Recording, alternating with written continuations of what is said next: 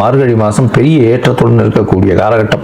எடுத்த காரியங்கள் அனைத்தும் நிறைவேறும். பேச்சின் வழியாக எல்லா விதமான விஷயங்களையும் அச்சீவ் பண்ணக்கூடிய வாய்ப்புகள் உண்டு. தொழிலில் அபரிமிதமான யோகம் இருக்கக்கூடிய வாய்ப்புகள் நிச்சயமாக இருக்கு.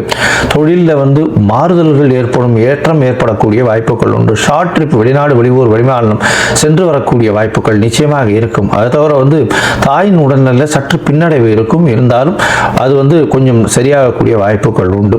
இந்த மாசத்துல கடன் தீரக்கூடிய வாய்ப்பு உண்டு. அதை தவிர இந்த மாசத்துல கடன் வழியாக சில விஷயங்களை புதுசாக வாங்கக்கூடிய வாய்ப்புகள் உண்டு. வெளிநாடு வெளியூர் போயிட்டு வரக்கூடிய பாக்கியம் நிச்சயமாக இருக்கும்.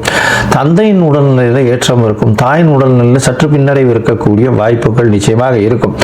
உங்களுடைய ராசிக்கு பார்த்தோம்னா பண வரவிற்கு பஞ்சம் இருக்காது. வெளிநாடு போய் படிக்கக்கூடிய பாக்கியத்தை இந்த மாசத்துல கிடைக்கக்கூடிய வாய்ப்புகள் நிச்சயமாக உண்டு.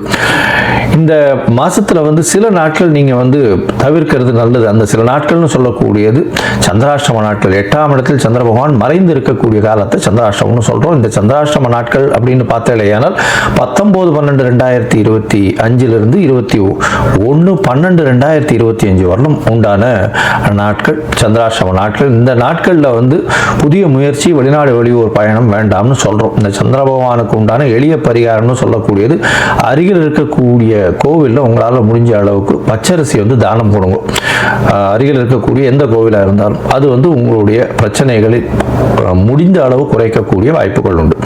சரி, இந்த மாதம் பார்த்தலையானால் இந்த ரிஷபராசிக்காரர்கள் சுக்கிரனுடைய ஆதிக்கத்தில் பிறந்தவங்களுக்கெல்லாம் ஸ்ரீரங்கம் போயிட்டு வாங்க ஒரு தூரம். அதில் ஸ்ரீரங்கம் வைகுண்ட ஏகாதசி ரொம்பவுமே ராப்பத்து பகல் 10 உற்சவங்கள்லாம் இருக்கும். ரொம்பவுமே கூட்டமாக இருக்கும்.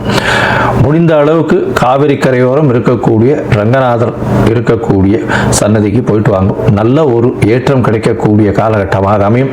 உங்களால் முடிஞ்சது அப்படின்னா இந்த ட்ரை ஃப்ரூட்ஸ் வாங்கி அருகில் இருக்கக்கூடிய கோவில்களில் தானம் கொடுங்க. அது ஒரு பெரிய ஏற்றத்தையும் மாற்றத்தையும் உங்கள் வாழ்வில் நிச்சயமாக கொடுக்கும்.